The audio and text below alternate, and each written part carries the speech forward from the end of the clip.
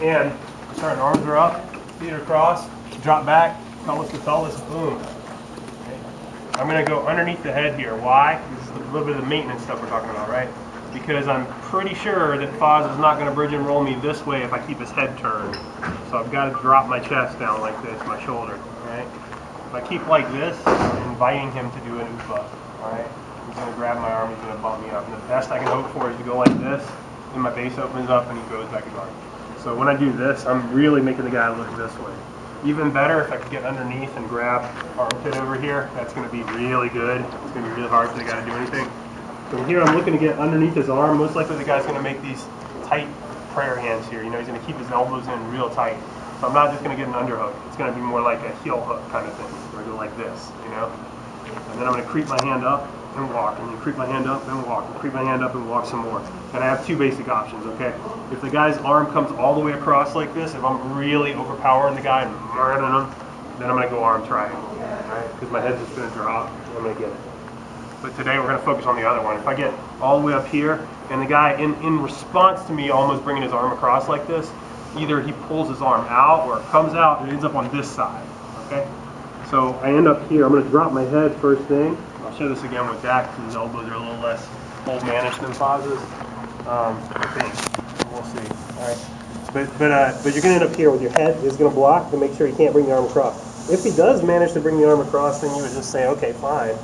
I don't mind doing the arm triangle from here, but we're going to drop our head here to block it. And from here, my hand, I'm going to creep up. So now the pressure that was on his hips before is coming up onto his chest. And I'm going to step on his hip here, step on his hip here, step on his hip, climb up until I'm on top of his hips. Okay. If Foz tries to do like a backdoor escape, it's not going to work. He's not going to bring his legs up at all. Right? If he tries to lift his shoulders up somehow, that's not happening, right? I'm sitting on him. And his hips are really well under control with my feet here. You can wiggle a little and that's really it. From here, sorry buddy, okay? I'm going to walk my head up so that I can trap him a little bit further. And as I do this, I'm going to go ahead and bring his head off the ground and creep his head in the direction that I'm heading. All right, so I'm going to bring his head in the direction of the arm that I'm attacking. Here. This is really terrible for Foz. Really unpleasant for him. From here, I'm just going to bring my arm in close to my body. My elbow pinches, and my head is going to do most of the work when I move outward here. So I'm definitely answering the telephone on my right side. Yeah. I'm blocking his arm in place. I know where his thumb is. I can feel it up against my neck here, and I'm just going to push outward. So what did this was not my arm moving in. It's my head moving out. Right. When I put it together, it's almost imperceptible. But I just move outward with my head this way. Okay? So, Dex, got slightly younger man. So we establish the position, alright? Controlling under the guy's head. Again, this is going to take away half of his escapes right off the bat. I know he can only look this way, he can only really move this way. Okay? If he tries to move the other way to look into me, I'm like, no.